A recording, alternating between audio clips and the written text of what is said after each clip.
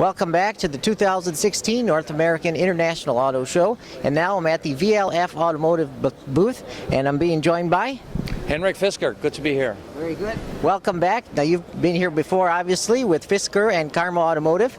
Now you've joined VLF Automotive. Why did you decide to do that? Well, you know, I've known Bob for a long time and Gilbert as well, and we just thought it would be a lot of fun to create a new American luxury car company, because if you think about it, there really isn't an American luxury car for over $200,000, although this is the biggest market in the world. So we thought there's room to have a small niche player, an American luxury car company. We're building the cars right outside Detroit, and we just showed 2 cars today. One of them are getting delivered. We already started delivering this month, which is the V8 Destino. Okay. Go ahead and give me the highlights of this car here that we're in front of. So this one is the Force One. It's an American supercar. It's called the VLF Force One V10 with a 745 horsepower, 8.4 liter V10, and it's got a 218 miles an hour and 0 to 60 in 3 seconds. And it's all about showing the power, because that for me is what American supercar is about. Good. I see there's 2 wine bottles, it looks like, in the center there between the seats. Well, you know, we wanted to have some fun about creating a car that was a mix between a race car and a luxury car. So you actually have 2 champagne bottles inside, which you can take to a nice dinner party or whatever. So it's kind of fun, I think, to have a car that combines luxury and race for the first time. All right. Now, could you talk about the exterior design here? So the exterior design is all about showing the power in the car, showing, you know, what's underneath the hood, and more than half of this car is, you know, the engine. And so you can really see the luxury, the sport, the power in this car, you know, how the fenders comes out, and the power dome, the 6 air intakes and outlets, they're all functional and they have to be there. So that's what all this design is about, really showing the power of the car. You have an antenna on the top there. Talk about that. Well, this is a Wi-Fi. And it also functions as a downforce element as well as the third brake light. So everything here is functional, and it's about race, and it's about, of course, looking good as well, because that's what American supercars is about as well. Now, you used to work, real fast, one last question. Are you happy that Karma Automotive is now back in business because you used to work for them?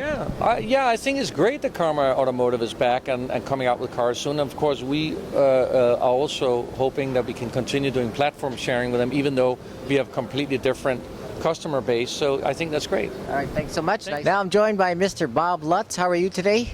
Excellent, thanks a lot. Very good. So go ahead and tell me the features of this Destino here. Well, the Destino is a high-end, high-performance luxury sedan, 640 horsepower, 6-speed automatic transmission, room for 4 adults, obviously a world-class ride, handling, brakes and everything. And it's designed for the discerning buyer who doesn't mind spending a little bit more, but who wants an unusual, basically handmade, individualized car. Okay. Now I understand you're borrowing some parts from Fisker, which is now Karma? Yeah, this car was designed by Henrik Fisker, who is one of the 3 partners in VLF. And the original product was the Fisker Karma, which was an electric hybrid. And we felt there was a market for a car using the same chassis and much of the same body, but with a conventional, powerful V8 drivetrain. So there's a lot of parts that are changed on it. There is some visual similarity. But they're entirely different cars. One's mostly electric, and this is all gas. All right. Now, you've worked for other companies, General Motors and some others. So what led you to join VLF Automotive now? Well, I didn't join VL. I founded it together with my partner Gilbert. And it's just because this permits me to do the things I've always been passionate about, which is unusual cars, maybe very expensive to produce, for a limited clientele, which is something that you're not able to do in a large automobile company. And it permits me to exercise my creativity without the constraints of a large corporation, where you have to be careful not to make mistakes, because you're gonna build 100,000 of them. Here we'll probably build 100 a year. Can you talk about the pricing and availability of this?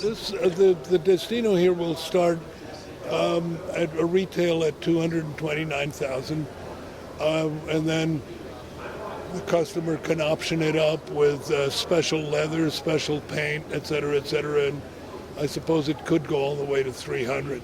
All right. Now, what sets this apart from other luxury vehicles like Ferrari, Lamborghini, the others? Well, first of all, it's American.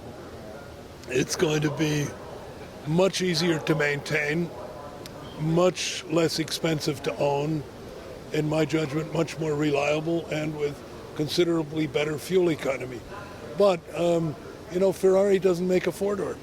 So this is a four-door sedan. So it's not a selfish car where you can only take two people in it. This can take four. Now, how many of these are you expecting to sell at that price point? We would be happy if we do 100 cars a year.